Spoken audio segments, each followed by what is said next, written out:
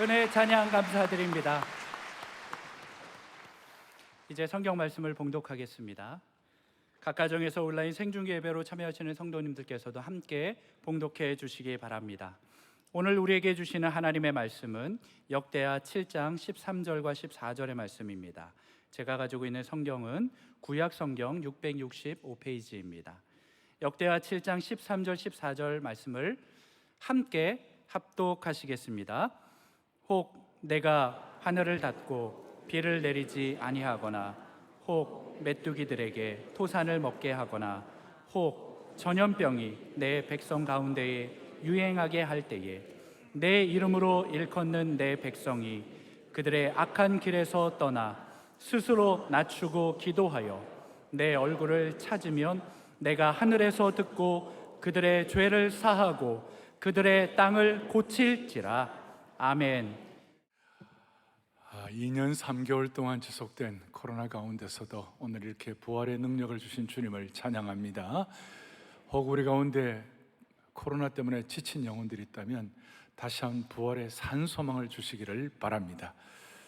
드디어 2년 한 2, 3개월 만에 저희 교회가 오늘 모든 문을 다 열었습니다.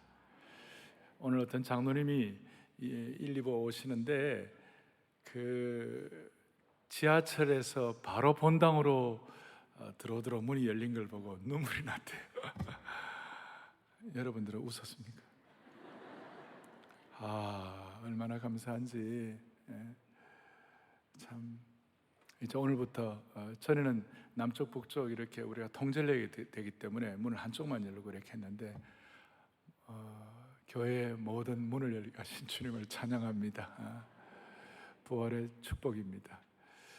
지난 2000년 동안 예수 그리스도의 부활을 믿는 사람에게는 세 가지 공통적인 공감대가 있습니다. 첫째는 뭐냐? 부활은 역사적인 사실이다. 예수 그리스도는 하나님이시고 하나님은 법칙을 만들기 때문에 법칙을 만든 분은 법칙을 초월할 수가 있는 것입니다. 창조주 하나님은. 지난주에도 토리노 수위가 예수님께서 십자가에 고난당하신 그것이 사실이라고 지금 과학적으로 이렇게 하는 거 있지 않습니까? 부활은 역사적인 사실이다. 두 번째로는 이 역사적인 사실을 믿으면 평강과 기쁨이 충만하다. 부활은 무슨 SF 소설이라든지 무슨 공상과학이 아니고 역사적 사실인데 이걸 믿으면 세상 사람들이 알지 못하는 평강과 기쁨이 충만하다. 그리고 이 평강의 기쁨이 충만한 사람에게 어떤 공감대가 있는가? 이 부활의 증인이 되고 싶은 열망이 생기는 것이다. 그리고 부활의 증인이 된 사람들에게 주님이 주시는 보너스가 있는데 그게 뭐냐면 우리 모두는 자신의 미래를 모르지만 우리 모두 각 개인의 미래가 부활하신 주님의 손안에 잡혀 있는 것을 믿습니다. 오늘 말씀의 제목은 부흥의 부활입니다. 좀 어려운 제목 같은데요, 구체적으로 말하면 부흥이 부활되는 것입니다. 사랑하는 형제자매 여러분, 부흥이 무엇입니까? 부흥, 리바이벌이 무엇입니까? 부흥은 어떤 것을 다시 회복시키시고 새롭게 하시는 것입니다. 좀 더 깊이 들어가면 어떤 기존의 것에 생기를 불어넣는 거죠. 그렇기 때문에 아무것도 없는 데서 부흥하는 것이 아니라, 부흥은 이미 기존에 있는 것에 불씨가 되어서 그 불씨가 활활 불타오르는 것이 부흥이다. 소위 revitalize 되는 것입니다. 좀 세밀하게 말씀드리면 부흥과 전도에는 차이가 있습니다. 전도는 복음을 믿지 않는 사람, 생고구마 같은 사람에게 구원을 얻게 하는 것이라면, 이 부흥은 이미 구원받은 사람에게 그 구원받은 사람의 영적 침체에서 벗어나게 하는 것입니다. 물론 크게 보면 부흥 안에 전도도 포함됩니다만은, 치밀하게 구분하면 그렇게 구분이 된다는 것입니다. 무슨 말인가 하면, 하나님께서 부흥을 주시면 믿는 개인이 새로워지는 것입니다. 여러분과 저에게 새 길이 열리는 것입니다. 교회는 깨어나게 되는 것입니다. 좀 뜻깊게 표현하면, 부흥이 뭐냐? 부흥은 하나님의 주권적인 역사로 미끄러진 하나님의 백성을 깨우셔서 회개하게 하고 믿고 하나님께 순종하게 하는 것입니다. 그러니까 하나님의 백성들, 미끄러진 하나님의 백성들 회개하고 믿고 하나님께 순종하도록 만드는 것입니다. 그러니까 어떻게 보면 전도는 nothingi something이 되는 것이고, 부흥은 something이 된 사람들에게 다시 한번 리바이벌을 주시고, 그 ordinary, 보통 사람들에게 extraordinary, 특별한 것을 부여하는 것이 부흥이다. 그러나 한국교회 부흥의 역사는 1907년도에 이미 예수 믿었던 길선주 장로님의 회개를 통하여 평양 부흥이 시작이 되었습니다. 물론 그 전에도 여러 가지 있었지만, 그리고 1973년도에 빌리그레암 그리고 한국교회 전도 집회 이런 걸 통하여 I found it, 나는 찾았네. 그래서 73년도 그 빌리그레암 전도 집회의 내년이 50주년 희년입니다. 사랑의 교회가 내년도 한국교회가 새롭게 부흥하는데, 여러분과 제가 이 희년의 은혜에 우리가 할 역할들을 잘 감당할 수 있으면 좋겠어요. 80년대 한국교회가 불체험이 나고 선교가 부흥이 되고, 저는 아직도 선연하게 기억하는 것이 청년대학부 시절의 부흥인 것입니다. 70년대, 80년대. 80년대 초반에 한국교회가 강력한 선교 부흥이 일어났죠. 무엇보다도 저는 90년대, 80년대 말 90년대에 이민교회의 부흥의 역사의 자리에 있었습니다. 미국 교회 사가들이 코리안 이미그런트 처치가 80년대, 90년대에 소위 사일런트 리바이벌, 소리 없는 부흥이 일어났다.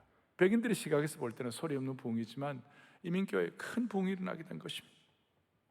우리가 60년대, 70년대 한국교회가 또 부흥할 때 이성봉 목사님 같은 그 부흥사가 있었어요. 한국교회에 참 신실한 부흥사였는데, 그 이성봉 목사님이 가는 집회마다 대단한 그 은혜가 많았고, 사람들이 변화되고 하늘에 불이 떨어지는데, 하늘에 불로서 이 제단 태워주옵소서, 엘리야의 때와 같이 지금도 돌과 흙까지 태워주옵소서. 산곡의 백합화 성도들이여 하늘의 저 나라를 바라보아라. 성도들은 산계곡의 백합화와 같은 성도들이 하늘의 저 나라를 바라보아라. 꿈결 같은 이 세상을 산다면 늘 살까? 꿈 같은 이 세상을 우리가 산다고 하지만 주님 바라보고 사는 것이 최고니라. 부흥이 일어난 것이, 여러분 잘 아시는 대로 부흥의 불길 타오르게 하소서. 90년대 초반 중반에 한국교회에 아주 그냥 강력한 이 부흥의 불길이 있었죠. 그러면 사랑의 교회 부흥은 어떨까? 여러분 아시는 대로 2003년도, 지금부터 거의 20여 년 전에 1차 특세할 때 얼마나 대부흥이 일어났습니까? 오죽하면 KBS 저녁 뉴스에 막 나오고 47일 동안 특별한 새벽에 일이 일어났는데, 그래서 그때 특세동이다 혹은 특세 젊은이다, 특세 장년들이다 하는 수많은 은혜가 기록으로 남아 있습니다. 기도의 부흥이 일어나고 헌신의 부흥이 일어나고, 제가 우리 특세 일어날 때 하나님께서 이 헌신의 부흥이라 이렇게 해가지고 그 이름만으로 소중한 얘기, 저희 교회 이 헌신과 부흥으로 교회를 지었어요. 그때 제가 이걸 내용을 쭉 읽어보니까 가슴이 뭉클하고 막 눈물이 나는 거예요. 사라의 교회에 얼마나 큰 헌신이 있었는지, 그때 이걸 2만 부를 찍어가지고 온 교우들 가정마다 나눠준 걸 기억합니다. 뿐만 아니라 100대 헌신 기도 제목, 100대 기도 제목 해가지고 1, 2, 3 이렇게 해서 그냥 이게 너덜너덜해질 정도로. 제가 지금 갖고 있는 것은 여기 보입니까? 초록색이 양쪽으로 다 있는데 보입니까? 나는 한쪽만 보이는 것 같아요. 여기다가 X자를 다 썼어요. 뭐냐면 하루에 2번씩 이걸 가지고 기도한 거예요. 얼마나 놀라운지. 100대 기도 제목. 전부 다. 이런 기도의 부흥, 헌신의 부흥이 우리 교회를 통해서 일어났습니다. 내일부터 하나님께서 선대해 주셨던 부흥, 그리고 사랑의 교회가 경험했던 부흥, 역사의 현장에 여러분들 주인공이 되기를 바랍니다. 우리 교회가 한 번씩 그렇게 좋기도 합니다만은, 내가 없을 때 부흥이 일어나면 어떻게 하나, 그런 비극이 일어나지 말기를 바라는 것이, 오늘 말씀을 통하여 우리가 몇 가지 좀 정리를 하도록 하겠습니다. 역대하 7장 13절 14절 이 내용은 솔로몬이 예루살렘 성전을 건축을 완공하고 하나님 앞에 간절히 간구한 성전 봉헌 헌당 기도입니다. 거기에 대한 그 성전 봉헌 기도에 대한 하나님께서 그 기도 이후에 응답하신 내용입니다. 하나님의 응답의 말씀입니다. 그리고 이 말씀은 구약의 부흥에 관한 구약의 대표적인 말씀 중에 하나라고 할 수 있습니다. 오늘 이 자리에는 성전 봉헌한 것처럼 나름 일생 동안 일가를 이루고 나름 뭔가 인생의 집을 완공하고 은혜 받은 분이 있다면, 오늘 이 말씀을 여러분들 미래에 일어날 것으로 여러분들이 지금 갖고 오시기를 바라는 것이, 이 말씀을 가지고 부흥에 대한 미래 믿음 보고를 하시면 좋겠어요. 오늘 말씀은 14절에 이렇게 됩니다. 무슨 말이냐? 내 이름으로 일컫는 내 백성이 그들의 악한 길에서 떠나 스스로 낮추고 기도하여 내 얼굴을 찾으면 내가 하늘에서 듣고 그들의 죄를 사하고 그들의 땅을 고칠지라. 이게 부흥의 현장이에요. 그런데 이 배경이 있는 거예요. 바로 앞에 있는 13절인데, 혹 내가 하늘을 닫고 비를 내리지 아니하거나, 혹 내가 메뚜기들에게 토산을 먹게 하거나, 혹 전염병이 내 백성 가운데 유행하게 될 때에. 이 내용은 무엇입니까? 이 내용은 이 내용은 좀 익숙하지 않아요? 이 내용은 이스라엘 백성들이 잘못해가지고 하나님께서 징계를 내리겠다는 그런 경고의 말씀이 아니에요. 이것은 부흥 14절에 부흥의 약속의 말씀을 주시려고 서론격으로 주신 내용이에요. 어떤 뜻이냐? 하늘이 닫혀서 비가 내리지 않는, 이게 뭡니까? 가뭄이죠. 메뚜기들이 토산을 먹는 것, 이게 뭐예요? 병충해가 일어나는 거예요. 그리고 전염병, 역병, 지금 우리 코로나같이 유행하게 되는 것, 전염병, 역병이 유행하게 될 때에 가뭄과 병충해와 전염병은, 물론 지금도 전염병은 심각하지만 그 당시에 가뭄과 병충해는, 이 자연재해는 지금 우리들하고는 상황이 달라요. 그 당시에는요, 심각한 환경, 죽고 사는 문제였어요. 비록 내게 죽고 사는 문제의 환경이 있다 할지라도, 자연재해의 재앙이 있다 할지라도 하나님 앞에서 부흥을 경험하면 해결되는 것이다, 이거예요. 우리가 이런 내용들을 앞에 놓고 기도할 때 이게 뭔가 우리에게 절실해지는 거예요. 우리 가운데 자연재해를 맞이하는 분도 있겠지만, 영적으로 우리 가운데 영적인 고갈 상태, 가뭄이 있는 분도 있을 수 있고, 영적인 병충해가 들어가지고 속이 깔까먹힌 분들 계실 것이고, 영적으로 역병이 당한 분도 있을지 몰라요. 이런 분들이 있다 할 때에 오늘 이 14절의 말씀이 여러분들에게 약속의 말씀이 되기를 바라는 것이에요. 영적으로 육적으로 병든 분들, 죽음과 같은 환경에서 절망한 자들이 할지라도 하나님의 때에 하나님의 손 안에서 다시 일으켜 세우시겠다. 오늘 한국교회는 이제 코로나 팬데믹 이후에 다른 어떤 지나간 140년의 선교 역사 가운데서도 지금 가장 부흥이 필요한 때가 되었습니다. 오늘 역대하 7장 14절의 이 내용이 오늘 우리에게 절실하게 되었습니다. 오늘 이 부흥을 확신하면 여러분의 생활 방식이 근본적으로 바뀌게 될 것입니다. 수많은 프레임이나 세상적인 영향으로부터도 벗어날 수 있고, 영적인 집중력을 가지고 주님을 신실하게 섬겨 나갈 수가 있을 것입니다. 코로나가 끝나간다고 하더라도 삶의 불확실성은 계속될 겁니다. 그러나 오늘 우리는 부활의 능력으로 미래의 불확실성을 오늘 이 말씀을 가지고 나름 정리할 수가 있는 것이에요. 우리가 흔히들 부활주일 메시지를 들으면 부활은 믿을 만한가? 어떤 부활에 대한 어떤 변증적으로 또 교리 이런 내용들을 많이 말씀을 하죠. 그것도 뭐 큰 의미가 있기도 하고 그것도 귀하지만 오늘 이 내용은 여러분 생활 부흥, 마음 부흥, 심령의 부흥, 공동체의 부흥, 국가의 부흥 어떻게 되는지 하나님 은혜 주시기를 바라는 것이에요. 자, 오늘 이 부흥을 우리가 생활 부흥으로, 오늘 실체의 부흥으로, 우리 공동체 한국교회 부흥으로, 국가의 부흥으로 경험하기 위해서는 첫 번째 뭘 해야 되는가? 부흥의 대상이 누군지를 명확하게 알아야 돼요. 14절 내용을 한 절을 가지고 제가 또박또박 분석하면서 정리를 할 테니까 여러분들 오늘 14절이 여러분들에게 주시는 오늘 이 시대의 코로나 팬데믹 이후에 여러분들의 삶에 주시는 요절의 말씀이 되기를 바라는 것이에요. 먼저 부흥의 대상이 누구인가? 누가 부흥의 대상일까요? 내 주위에 있는 다른 사람들입니까? 아니면 다른 나라 사람들입니까? 아니면 옛날 사람들입니까? 아니면 타 종교 사람들입니까? 여러분 14절 앞에 보니까 부흥의 대상이 누구냐?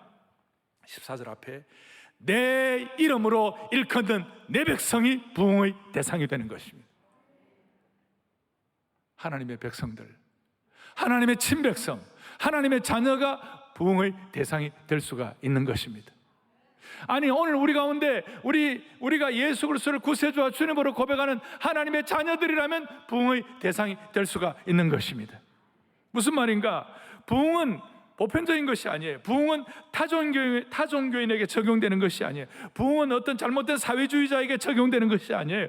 부흥은 반드시 하나님의 백성들, 하나님의 친백성들, 로마서 10장에 바울이 고백한 대로 주의 이름을 부르는 자는 구원을 받으리로다.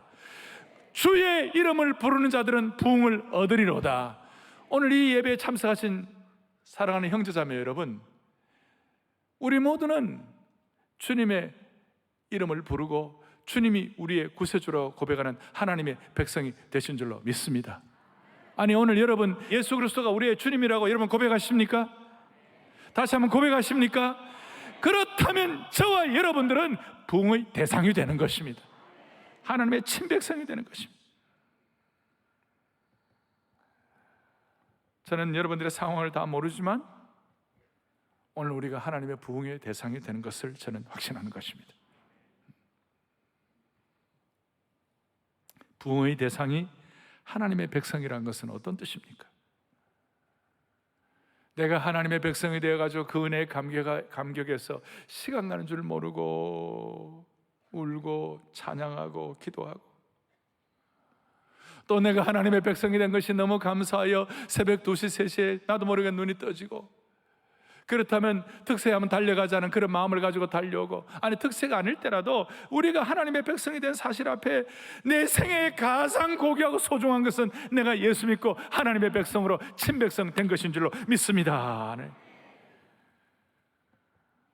이 부흥은 하나님을 사모하고 갈망하는 하나님의 백성들에게 파도처럼 일어나게 하는 것입니다.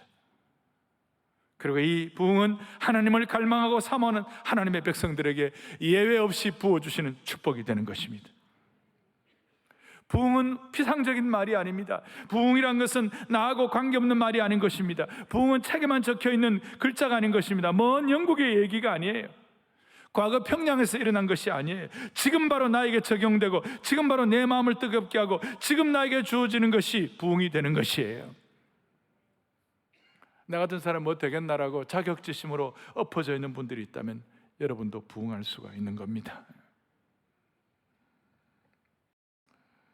대답 안 하고 가만히 계시고,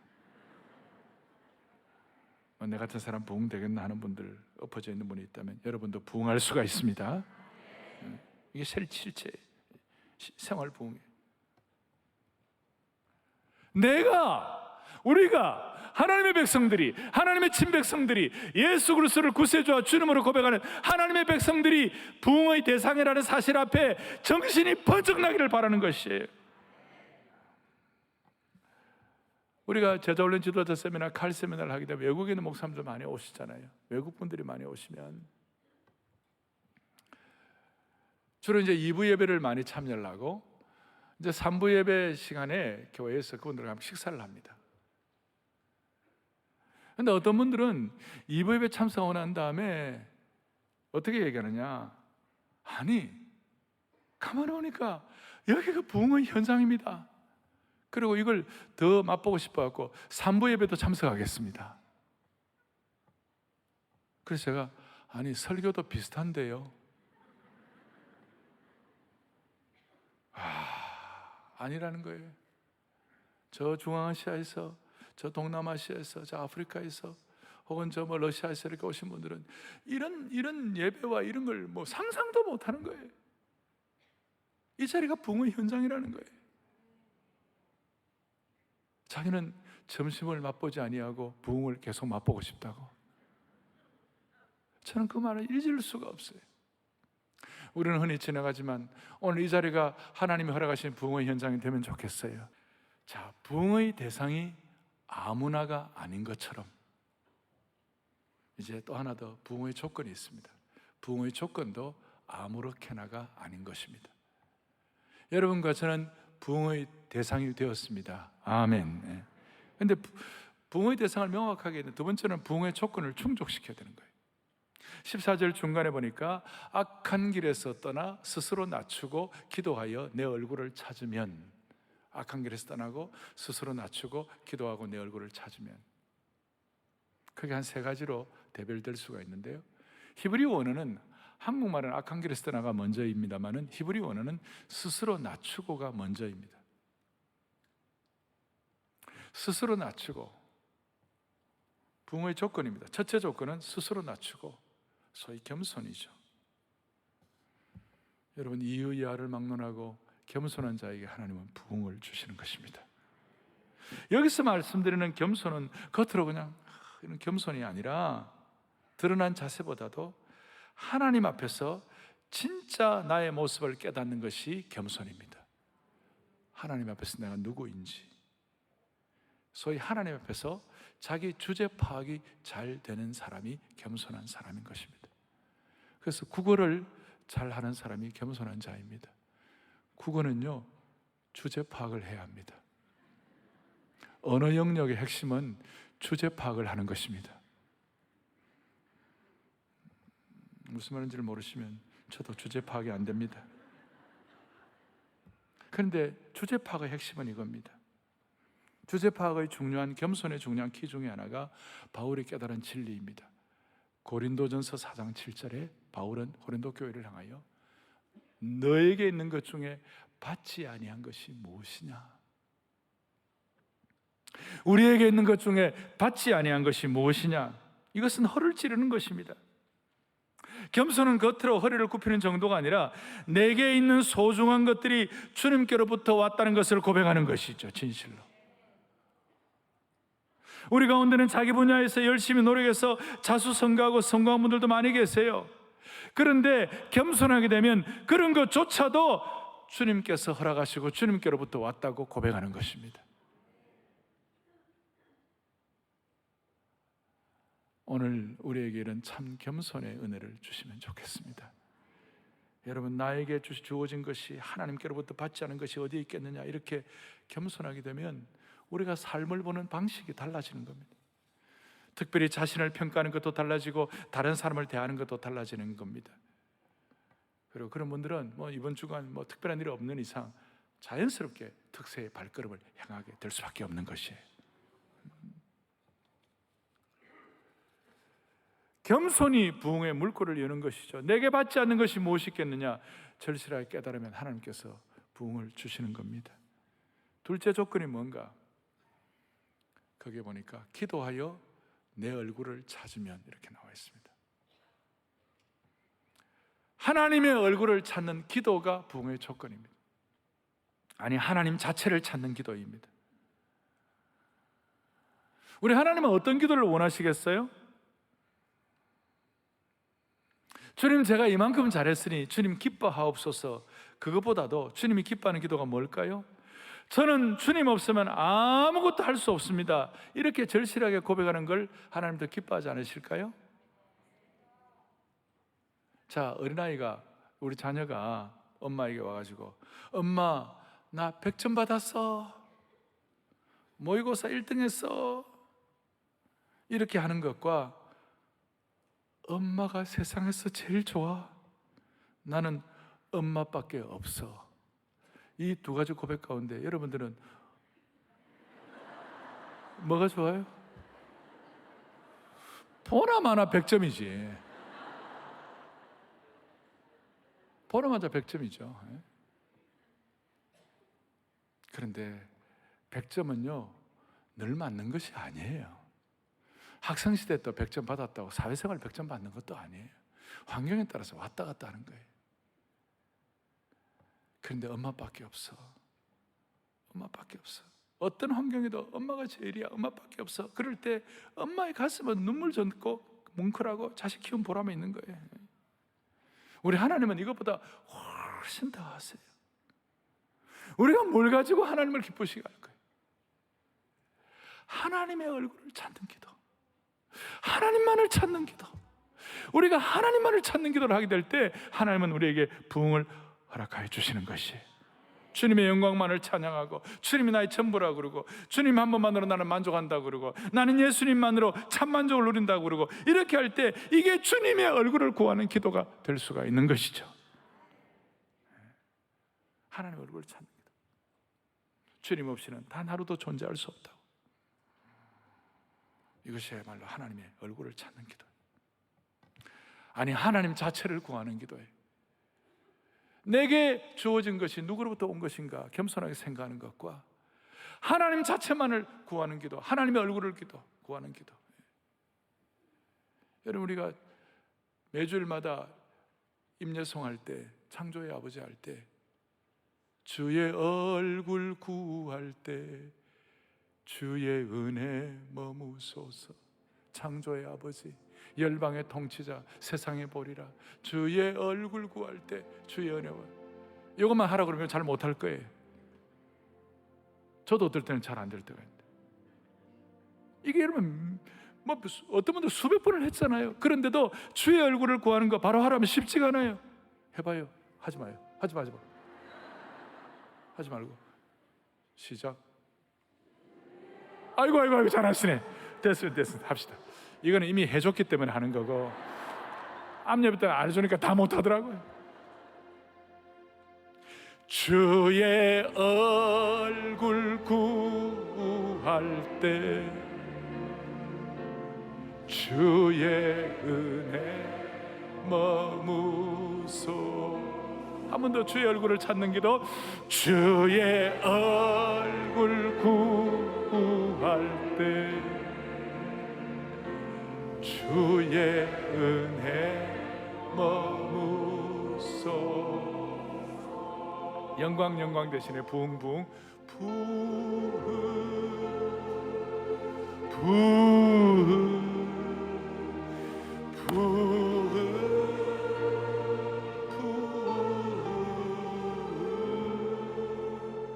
아멘. 이거는 연습도 안 했는데 어떻게 잘하세요? 네? 주의 얼굴을 구할 때 하나님 부흥을 주시는 겁니다. 놀라운 것입니다. 그리고 주의 얼굴을 구할 때 하나님 복잡한 마음의 창문들을 다 닫아 걸고 세상을 향한 창문을 닫아 걸고 하나님께 진심으로 집중한 무슨 일이 벌어지는가? 그 기도가 성령님과 함께하는 기도로 만들어 주시는 것이 기가 막힌 일이 벌어지는 거예요. 성령님의 역사가 있는 기도가 되는 것입니다. 유다서 1장 20절에 보면 이런 내용이 나옵니다. 사랑하는 자들아, 너희는 너희의 지극히 거룩한 믿음 위에 자신을 세워, 믿음 위에 자신을 세우는데 성령으로 기도하라 그랬어요. 하나님의 얼굴을 구하고 찾고 기도할 때 우리는 성령으로 구하게 되는 겁니다. 성령으로 기도할 때 무슨 일이 벌어요? 불을 받는 것입니다. 성령의 불을 받는 것입니다. 오순절 다락방에 임한 성령의 모습을 불의 혀로 표현했습니다. 세례 요한은 자신은 물로 세례를 주지만 예수님은 성령과 불로 세례를 주시는 주님이시라고 말씀하는 것이에요.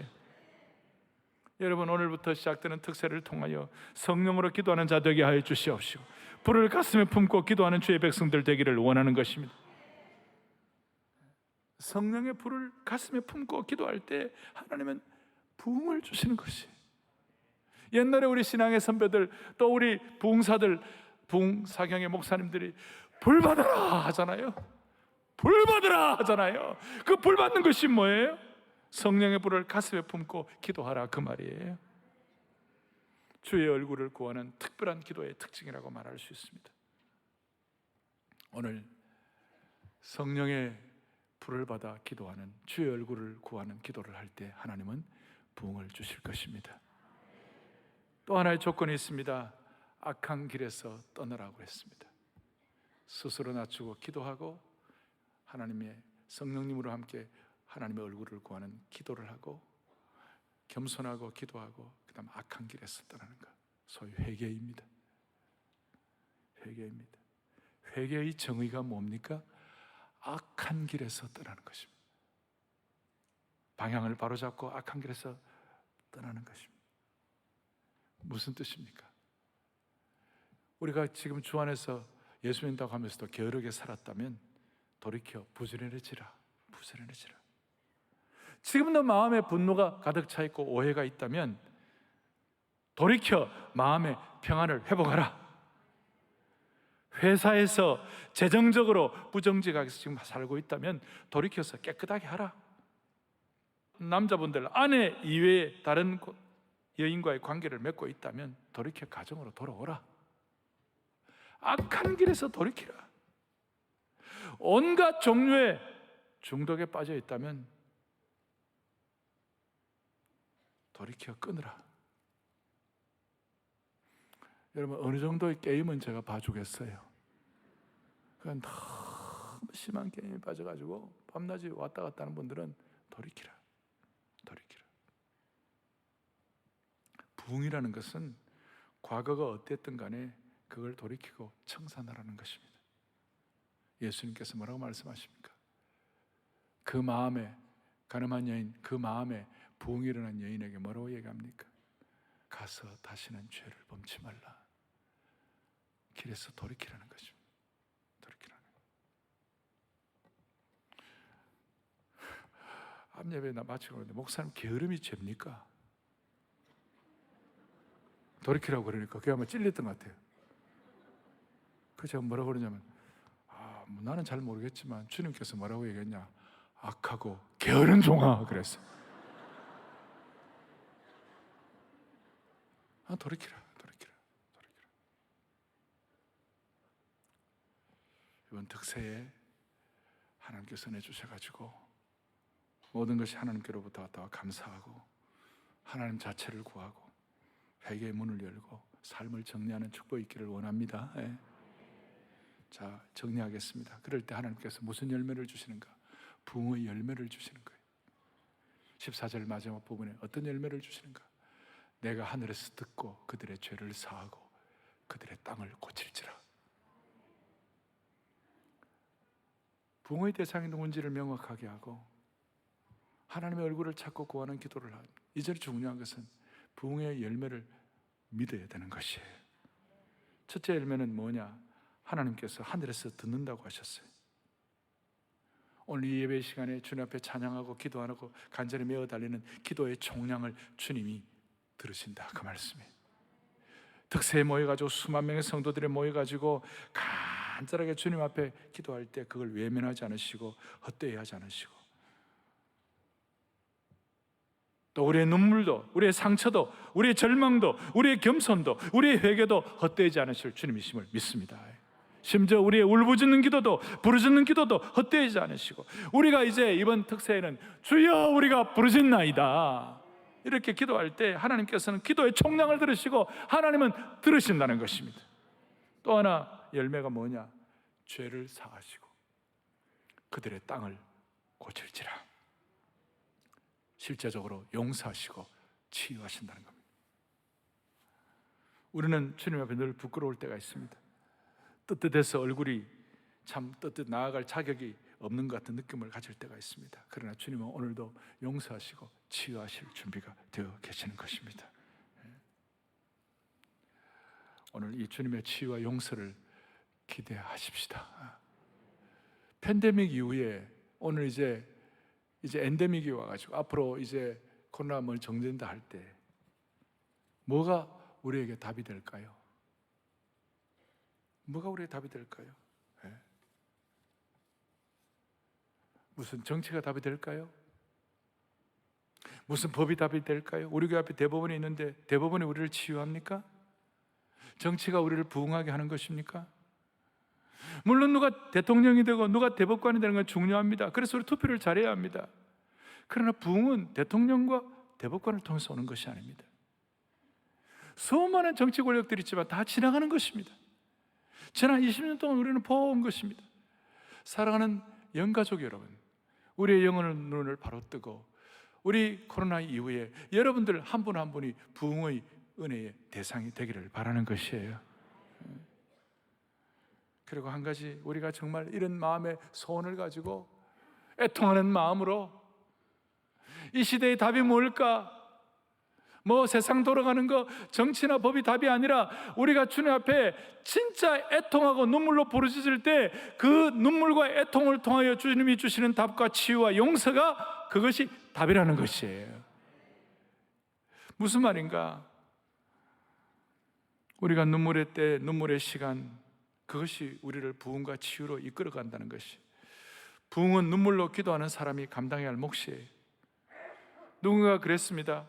한국 교회에 부흥이 크게 일어났을 때 언제인가? 가장 눈물이 많았을 때. 고통으로 환난으로 사는 것이 너무 힘들어가지고 울면서 주님 앞에 눈물로 기도할 때, 그때 하나님께서 우리의 눈물을 보시고 우리의 마음을 바꾸시고 상황을 바꾸시고 이전과는 다른 차원으로 옮겨놓는 것, 이것이 부흥이 된 것입니다.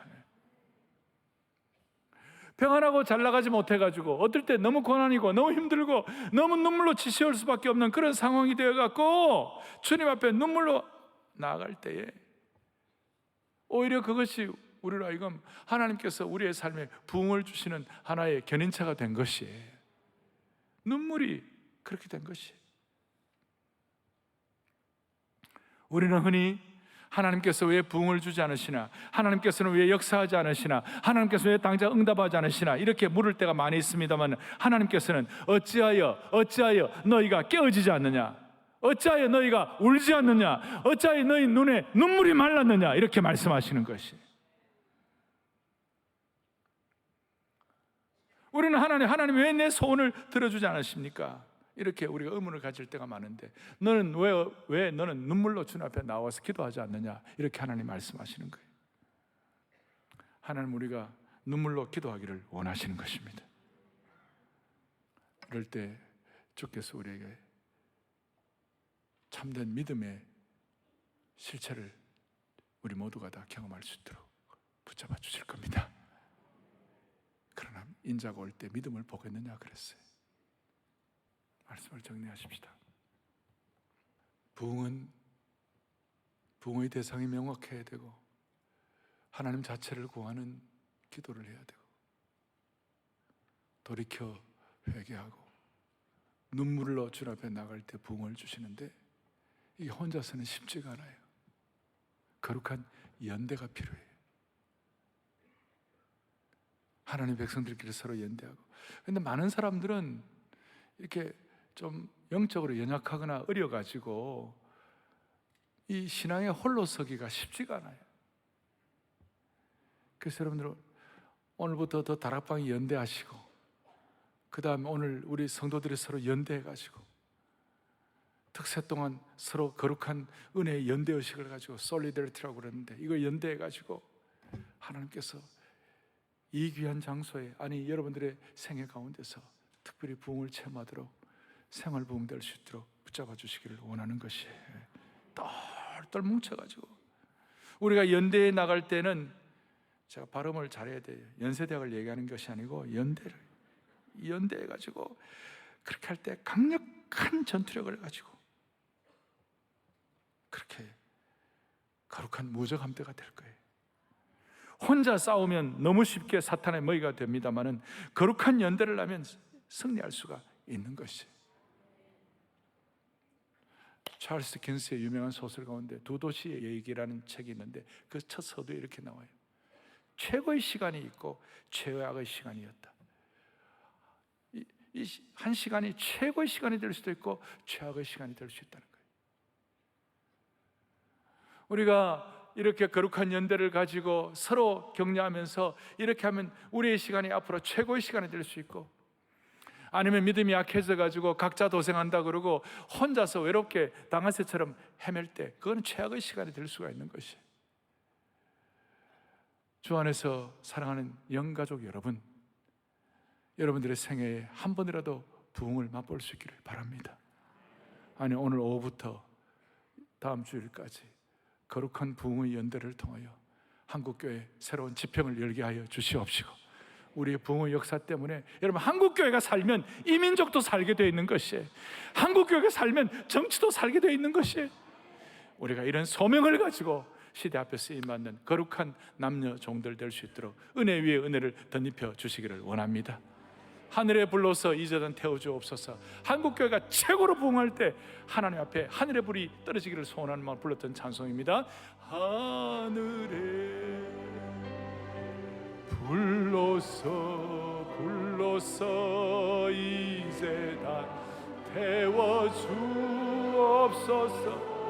할렐루야. 엘리야의 때와 같이 지금도 돌과 흙까지 오순절에 불러오신 성령이여, 오순절에 불러오신 성령이여, 우리 교회 지금 태우사 모든 성도 남김없이 녹이어 부흥의 역사. 이 불이 붙었으면 좋겠다고, 이 불이 붙었으면 좋겠다고 탄식을 하시던 주시여, 이 교회에 우리 마음에도 흘던 지시사. 무너진 제단을 다시 쌓고서, 무너진 제단을 다시 쌓고서 기도의 양불을 올리사 제사장의 큰 사명을 위하여 기도의 전력을 하늘에 불러서, 하늘에 불러서 이제 난 태워주옵소서. 할렐루야. 엘리야의 때와 같이 지금도 돌과 흙까지 태우소서. 아멘. 가슴에 손을 얹겠습니다. 기도합니다. 하나님 아버지, 우리 모두 마음의 무릎을 겸손하게 꿇고 내게 주어진 것이 다 주님께로부터 왔다는 것을 고백합니다. 주여, 주님의 얼굴을, 성령님을 통하여 간절히 구합니다.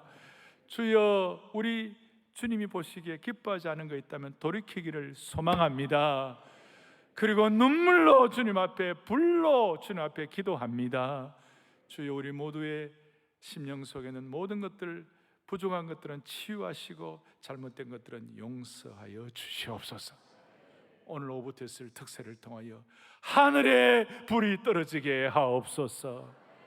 우리 주 예수 그리스도 이름 받들어 간절히 기도 올리옵나이다. 아멘.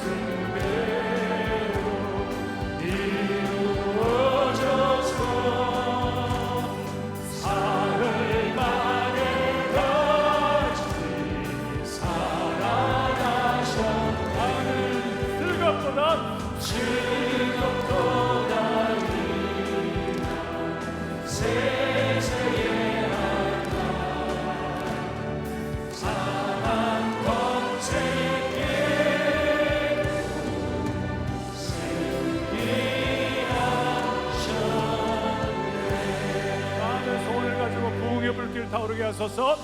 우리의 불길 타오르게 하소서.